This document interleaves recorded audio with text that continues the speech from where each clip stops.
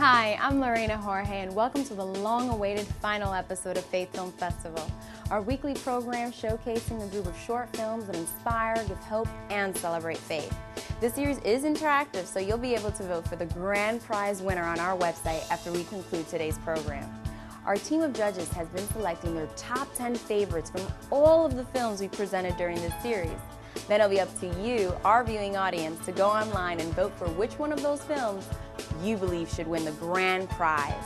Today's first entry examines the alarming impact that industrial nations can wreak on our planet if left unchecked. It's called China, a memoir of our future by Elizabeth Stevens. Let's take a look.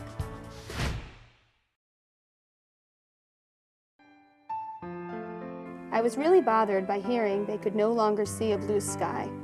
I just think of the little kids hearing stories about stars and the beautiful blue skies from their grandparents. It chokes me up to think about it.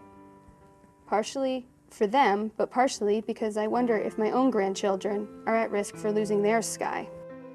I've always been fascinated with China. I love their history and culture. I've always thought of China as a heavily populated country of poor people trying to get through life rather than enjoying it. No freedoms, no hope, no future. Have I been judging China correctly?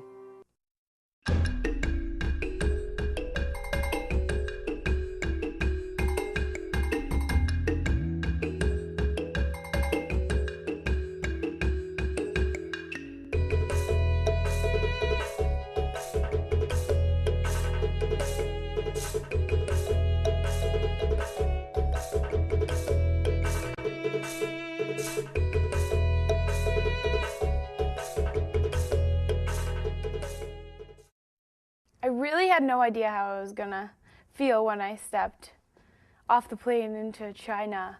It was just sort of surreal and didn't really understand it, and I was going to China for a history class and then was introduced to a whole new way of life. In June 2007, 22 Eastern Connecticut State University students traveled to China. We experienced the marvels of China, the famous economic boom with people shopping everywhere. And at the same time, we absorbed the beauty of a serene and ancient culture.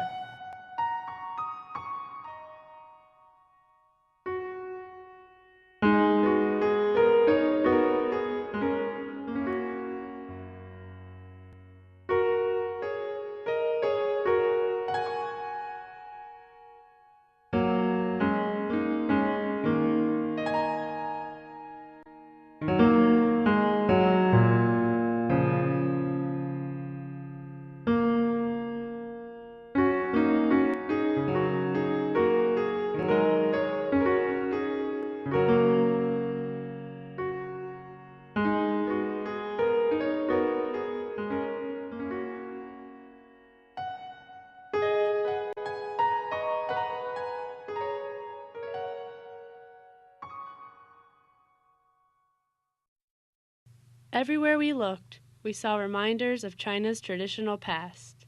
But at the same time, we began to notice something else, something new in these ancient scenes. The stonework and the canal work was just amazing and such detail, but the water, I was surprised how filthy it was. The sky's like a yellow-white, and you're looking to go out and walk around and be outside, and we didn't really get that kind of feeling of being in an open area. I looked out my window and saw Shanghai. In the daylight, it's filthy. It was smoggy, and the air was thick yellow-gray that obscured the tops of the highest buildings. By the time we got to Beijing, we started to feel the effects of our polluted surroundings.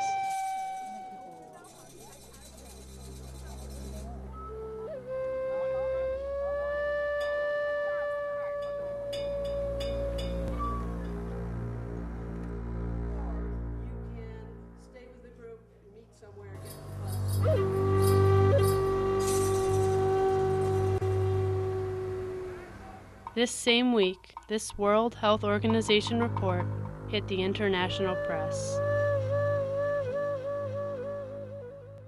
It's extremely muggy and hazy, and the temperature, although it may be like 80 degrees, maybe even a little bit below that, the heat index makes it feel like 100 plus. I was really surprised by the air quality. You can't see very far, and actually it bothers my eyes sometimes and my throat. I didn't think that would happen. I didn't think it would be that heavy. Just your face. Just your face. Just my face. Just your face. You look great. You're kidding me. You've got to be kidding So me. what do you think? I couldn't breathe doing the walk. Asthma attacks. There's no ambulance anywhere. So if you die, you die. During our visit, we spent 1 week on the Suzhou University campus. Here, we met Chinese students who shared their experiences concerning China's changing environment. Pollution is serious day by day. The air is bad. Yeah, it's very, very different with before.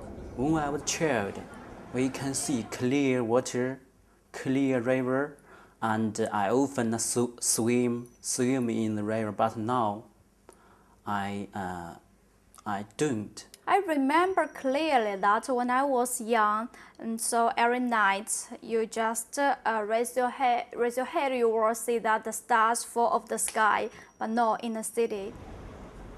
There, you still don't see that scenery. Environment changed a lot. When I was a child, my father, he fished in the river and he can get a big fish, maybe. But now, only small fish.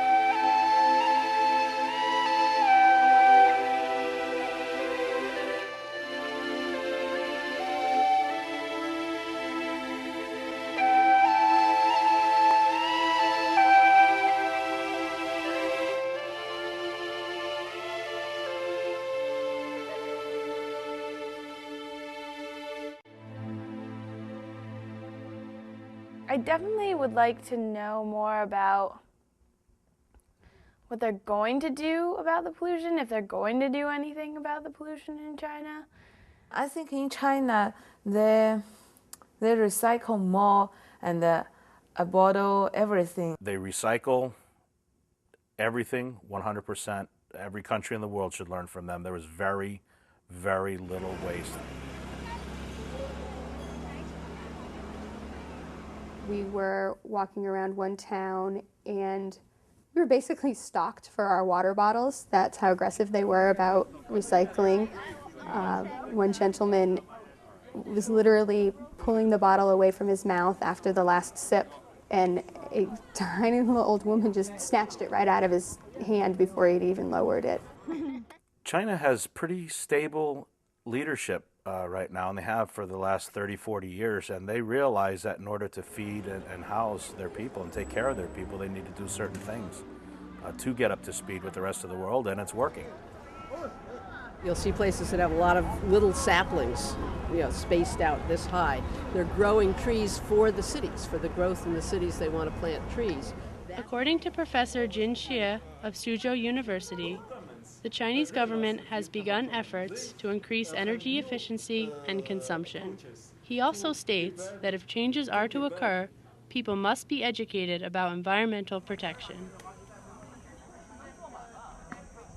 I found the Chinese government, they begin to do a lot of things, like they will check water several times a week, and if a factory do some bad things, they will give them a warning, and if they still do that, we'll ask them close the business. I think Chinese government have done a lot, especially for 2008 Olympic Games. Yeah, the Olympics are going to showcase China and the way they've progressed over the last 30 years. Coming here is definitely a learning experience. There is a much valued way of life filled with tradition, family, and food. I heard what a problem pollution is here, but it's just as bad at home. History requires thought, consideration, and imagination. People are like this also. Customs and cultural differences need to be studied worldwide. In my environmental issues class, we discussed water, but now I truly appreciate the luxury of walking over and turning it on for a drink. I see how lucky I am to be placed on Earth at this time, at this moment. When I saw Chairman Mao's picture at Tiananmen Square, I had to cry because here I am in a country that, as a kid, I grew up afraid of because what they would do. But no, these are people just like us. Students from China and the United States are similar in many ways. We play, we consume, and we work. And as members of the same generation, we share an urgent challenge to restore the well-being of our environment for future generations.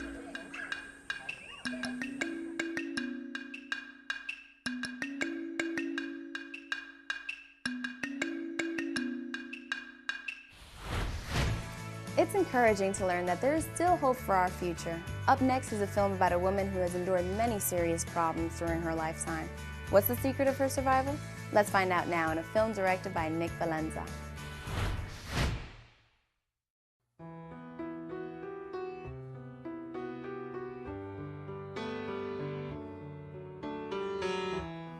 This is Levittown Lake where I grew up. We skated and swam in this lake.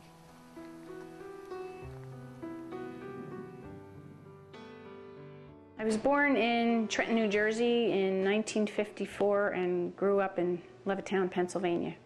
We went to Sunday school quite often. My parents didn't always go, but we went to a First Presbyterian church in Pennsylvania. And I actually liked Sunday school. I liked learning about God. Then when we got older, we graduated to the main sanctuary and we got to listen to the minister. I believe my father was a seeker because whenever we would go to church, we'd have these great conversations on the way home in the car. And Sundays, we would go to the shore and we'd continue those conversations. They didn't go religiously, but I felt like God was always in my life since I was a little kid. I don't ever remember not believing in God. When I reached my teen years, I have to remember this was the 60s, got a little crazy. We did a lot of partying, I got kind of promiscuous, fell into a bunch of bad junk, and it wasn't a good thing. But I still feel like God was still around. I felt guilty when I did things wrong. But anyway, then I met my first husband, and he was 6 years older than me, so he had his head on a little straighter than me and brought me back down to earth. And we had kids. Life was good. I continued to seek God.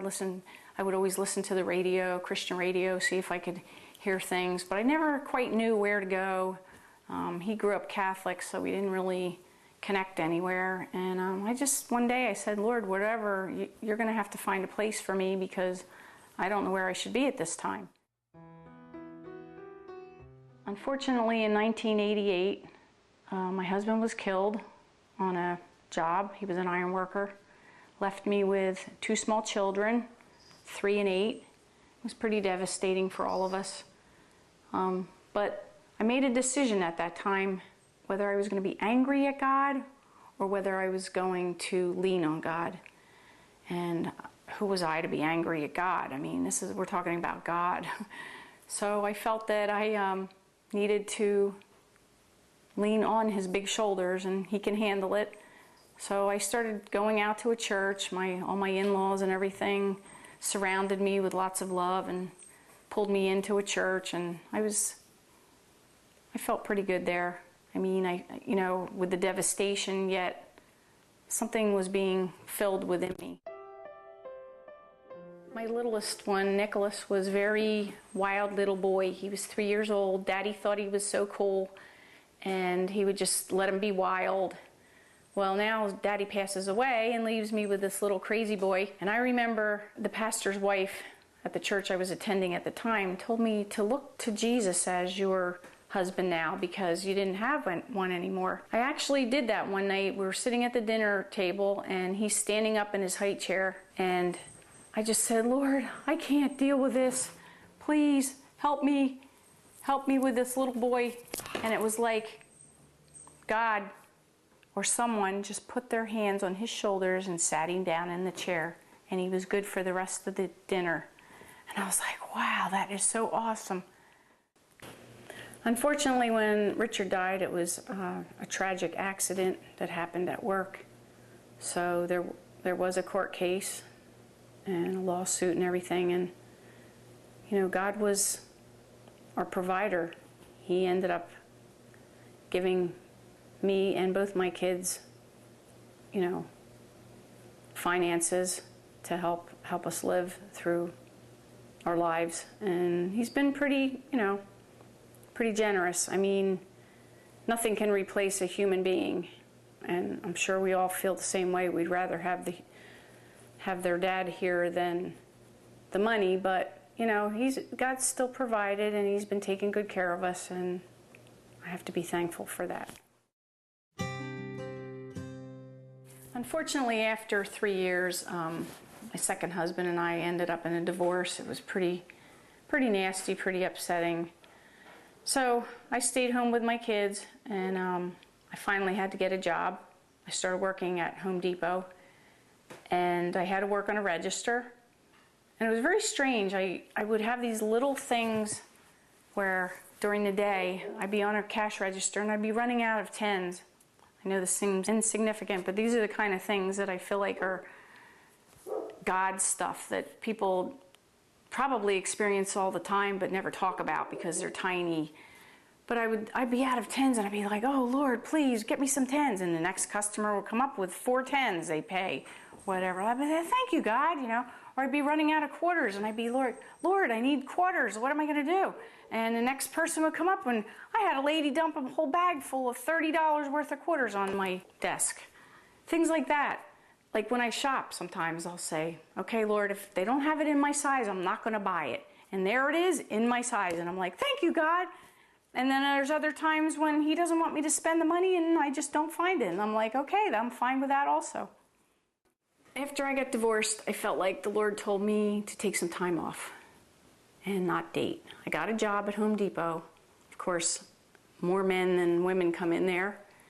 And it was a good lesson. So I took a year off. I didn't date anybody. I continued going to my church and all those people and hanging out. And I was leading worship there, and it was great. And not dating. Then I felt like the Lord told me to take another year. Well, I ended up taking 3.5 years before I even thought of dating somebody. And a couple guys came around now at that time, and nobody really jumped out at me. But this one guy kept coming through my line at Home Depot. I was a cashier at the time. It asked me if I liked working there, and I was like, yeah, it's okay. He says, because I'm going to be getting a part-time job pretty soon here, and I was just wondering if you like it. And I was like, yeah, it's okay. I found out later I was in the tool corral, and he came into the tool corral and bought a tool that he didn't even need just so he could come pay for it at my register. I thought that was kind of cute. Anyway, he finally gets a job there, and it was Memorial Day weekend, and he was cooking hot dogs outside. They would cook for us on holidays. They still do that. It's kind of neat. And I came out to get lunch, and he said, what would you like? I said, I'd like a hot dog. Could you burn it for me? So that's how we met. And he called me 2 weeks later, and I said, I don't think you know how old I am. He thought I was younger than I was. I'm older than him. And we talked for a little bit. He had just gone through a divorce. I had been through mine. We had a lot in common. So he told me he had a motorcycle, and he said he was going to sell it. And I said, oh, before you sell it, take me for a ride.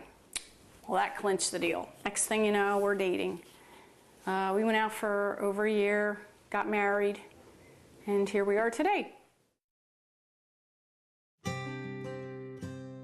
Before we moved into this house, we lived in his house for a year. And I sold my house in Yardville, and that was a really difficult thing to do, but he wanted his daughter to go to school here in New Egypt. So I think the wiser thing was for me to sell my house. And I think it's difficult for a man to move into a woman's house as vice versa. So that was this decision we made.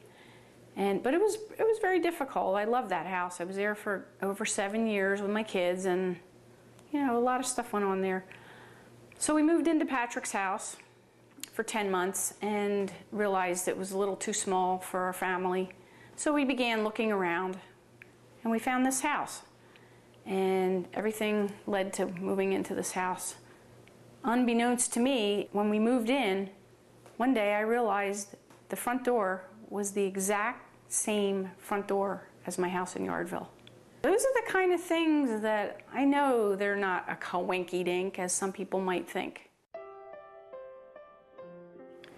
After the divorce of my second husband, I began going to counseling. And I really discovered something about myself that really wasn't happy to discover, but it cleared a lot of things up, that I've put too much trust in man. And at one point, like, my father died, my brother died, my first husband died. I was feeling like all the men in my life were just leaving.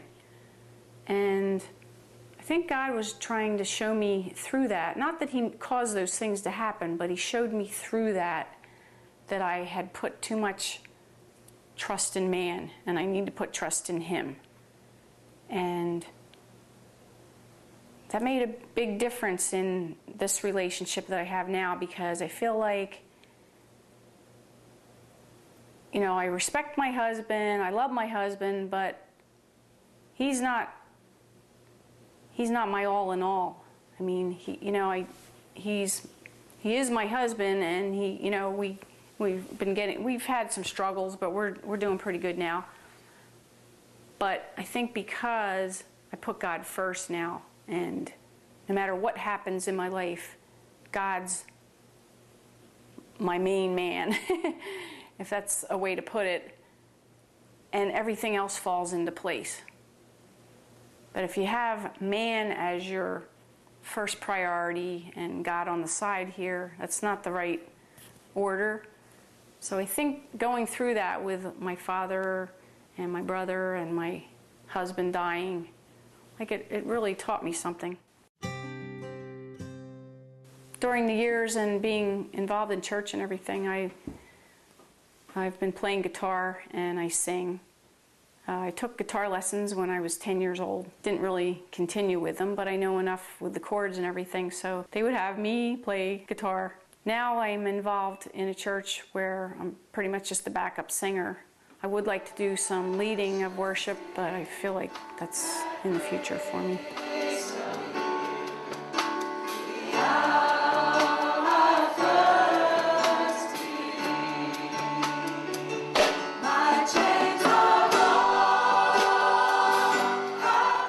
I grew up with a family that has artistic abilities. My mom, my grandfather, both of my kids have artistic abilities, and myself. This is a picture of Jesus in pen and ink, and it's done with little tiny, tiny circles. I probably don't paint or draw as much as I should. It's a gift, and it's something God gives you just automatically. It's in your blood. I think a lot of people think Christians are crazy, especially like when they hear born again. That's just a term that comes from the Bible, that Jesus said, you had to be born again, like talking about your spirit. I mean, I think we're all born with like a dead spirit, and at some point we have to take a leap of faith and believe in God, and your spirit comes alive through what we call the Holy Spirit. Well, a lot of people think that Christians are just crazy, wacko nuts. The media tends to show that. You watch any kind of movie on TV, every time the crazies come in, it has to be a Christian. We just get a bad rap, no matter what. But I think to be a Christian, you have to have faith. And in order to have faith, you have to believe in something that you don't really see. It's not tangible. So people, you know, just because you can't see it or touch it, does that really mean it doesn't exist? We can't see air, we can't touch that. Our pastor gave a really good analogy of like a boat, and you know, you're drifting along on the ocean, and in order to make the boat stop, you have to drop anchor. Well, that anchor is under the water, you can't see it, but you're trusting it, and you have faith that that anchor is going to hold you. So there you are. You don't see it, but is it there? It's there. It's holding you. And that's the type of thing where faith, you just have to take that leap and believe it. But that doesn't mean we're crazy. We're all going through life. We're all going through difficulties. Some people have nothing to hang on to. Others find the Lord and they can hang on to that. I feel like God's always been in my life, and whatever I've done, He's been there. I didn't always know He was there, but now I look back and I see that He was there in every facet of my life.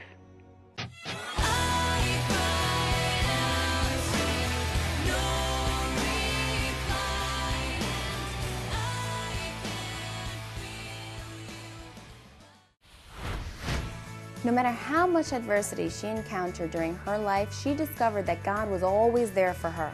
Right now, we have just enough time to squeeze today's final entry. It's a charming little film called Faith Fits, from director Joyce P. Fields.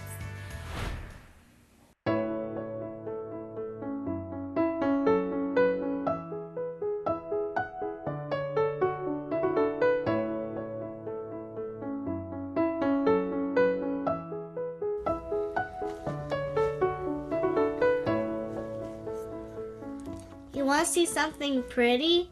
Yeah! Okay.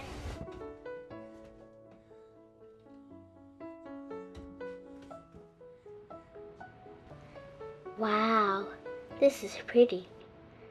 I wish it were mine. You have such nice things. Girls, come on, it's time to go.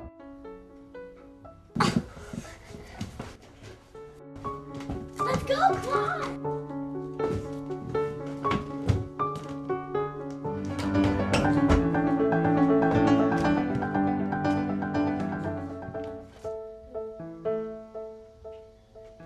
Honor thy mother and thy father. Thou shalt not steal. I am the Lord thy God. Thou shalt not covet. Thou shalt not steal.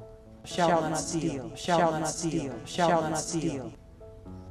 God wouldn't want me to do that.